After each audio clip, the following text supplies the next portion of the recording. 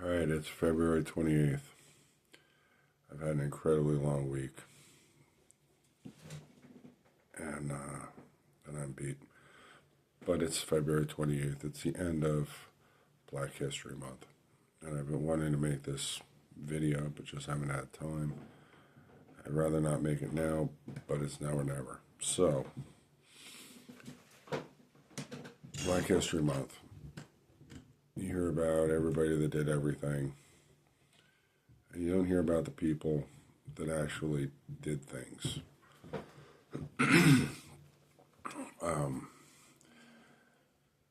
This guy named Wendell Scott.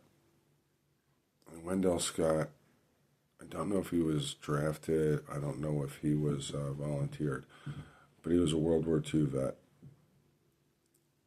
And he came home and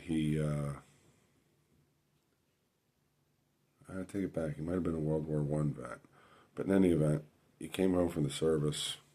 No, I guess he was a World War I vet. And he came home and he got married and he started a taxi company. And he was doing okay, and then things started getting rough during the Depression. And he started running moonshine. And then he eventually got caught.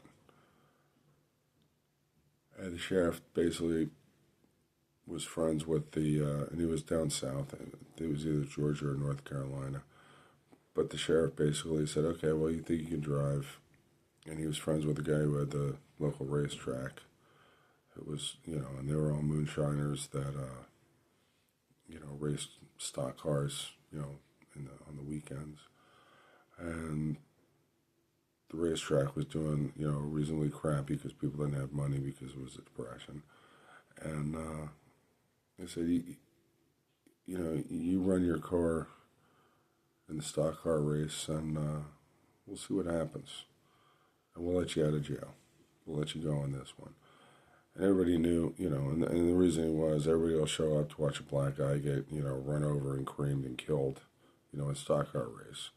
And exactly what happened. Everybody showed up to watch the black guy get, creamed and killed and run over in a stock car race. But he's like, well, I'm going to keep racing. So he finished the race, to everybody's surprise, and then he continued on to racing. And he ended up racing not to win a race, but to win. His goal wasn't to be first place, but to win something he could use. So if the winning prize was tires, and he needed tires, he would enter that race and he would figure out who's there, who's going to be running, how fast their cars were, and if he could place in the top 3 or 4 and win a pair of tires, or win, whatever it was that he needed, gas or whatever the prize was for third, fourth, second, third, fourth place. And he was pretty successful in doing that. But he was doing this, in the era of Jim Crow. And people started, these people that really, half of them were the Klan and whatever else. But he, in his own way, he started building the bridges.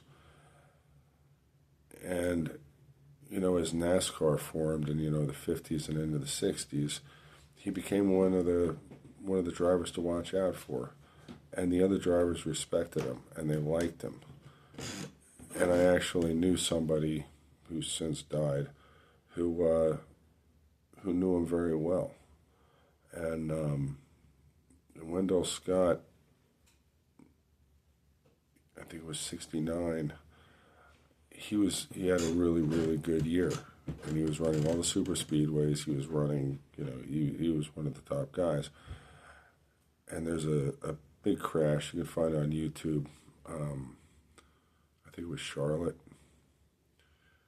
But there was a massive crash. Half the cars on the field, were towed off and never ran again. They were all totaled. And he was one of those cars. He got caught in the middle of it. And and that was the end of his car. But he had enough points to make it to the Charlotte 500, which was the championship race of the season back then. And the names have all changed, but the big race is still in Charlotte every year. But it was the Charlotte 500, or the Charlotte Grand National in 1969, and he qualified for it, but he didn't have a car and he didn't have the money to have a, he didn't have the means to do it. So one of the competing teams gave him a car to run because they know that he earned it, and he ended up winning the '69 Charlotte Grand Prix, and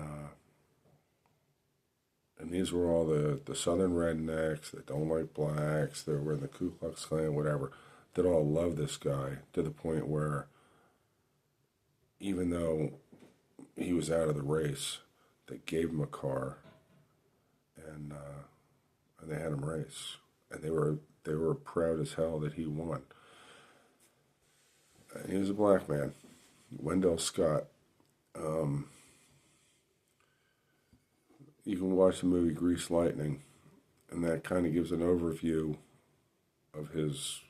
It's kind of a biography. You'll probably find it on YouTube. But I watched that movie back in the 70s, early 80s when it came out, and I was like, wow, that's pretty cool. And then when I got my first computer, it was kind of in the back of my mind because I used to follow, dirt track, stock cars, and the unlimited modifieds and stuff. And looked them up. I'm like, holy shit, this guy was actually real. And then got to meet Jim Ruttman, who was Bobby Ruttman's older brother, who had a bunch of racing teams.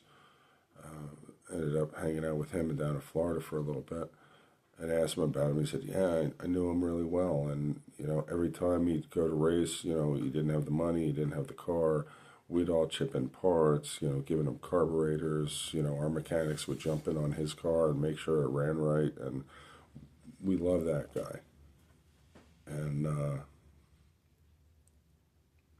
but it's always kind of disheartening every year when they have their Black History Month, and somebody like Wendell Scott, who didn't leave a march, didn't do anything, didn't make the headlines, nobody wrote anything besides, the racing, stock car racing, whatever happened last weekend, the winners of the race. He never got any credit except, in the write-ups for the stock car racing. And he made more inroads to race relations than Martin Luther King. He led a movement. Rosa Parks, she was the face of, the movement and the bus, all the blacks not taking the bus in Selma. It's like these are the people that, had a big structure and a big setup and a big everything, and they pissed a lot of people off and they made other people think. But Wendell Scott actually was down where he wasn't wanted, had so much character that he won everybody over that he came in contact with. And so this is my salute to Wendell Scott. And here's to you, bud. You're a great man, and what you did is incalculable as far as race relationships.